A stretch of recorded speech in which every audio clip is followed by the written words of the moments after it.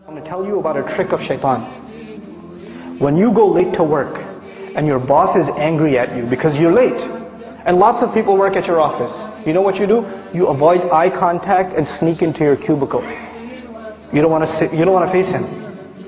When you have a bad report card and you go home to your family, you're in 6th, 7th grade, you got a bad report card, you sneak into the house. There's no "Assalamu alaikum, I'm home." You sneak in and you kind of go and you pass out, you go to sleep. Right? What happened in school? Nothing. When you disappoint someone, you avoid contact with them. You avoid, it's natural. In this case, when we do something shameless, when we wrong ourselves, who have we disappointed? Allah Azza wa Jal. We've disappointed Allah.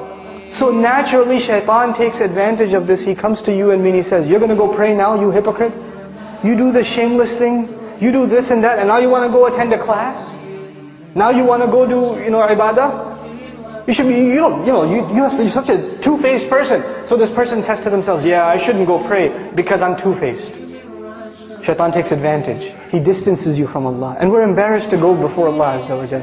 But the true muttaq, he does something wrong. He does something wrong. And immediately what does he do? He remembers Allah. Dhakarullah. There's not even fa, no thumma, nothing. Dhakarullah, immediately.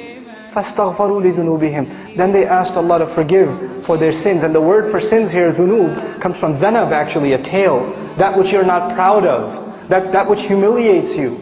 Something you did that you're not proud of. And they ask Allah to forgive those embarrassing things that they did. وَمَنْ يَغْفِرُ الذُّنُوبَ إِلَّا اللَّهِ. Who's going to forgive sins if not Allah? Who are you going to go to? Where else you got to go? Who knows the things that you and I have done wrong except ourselves and Allah? There's a lot of things in our closet that Allah has not exposed. And only Allah knows, and we have to find the time to ask Allah to forgive. This is the main attribute of people that are described that enter Jannah. أُولَٰئِكَ لَهُمْ جَنَّاتٌ تَجْرِي مِنْ تَحْتِهَا الْأَنْهَارُ. The ayat are coming. The sandwich between mentions of Jannah. And the last thing I share with you about this final passage, one time I was with my family and we were at a mall. And this other mom, her child, she was yelling at her child. This mother was yelling at her child. And the kid's crying his head off. And she even gave him a little, But you know where the child went? After he even got hit and yelled at? He's still holding on to the mother. He's not letting go. Everywhere else around there are these ugly, gigantic strangers. He doesn't want to deal with them.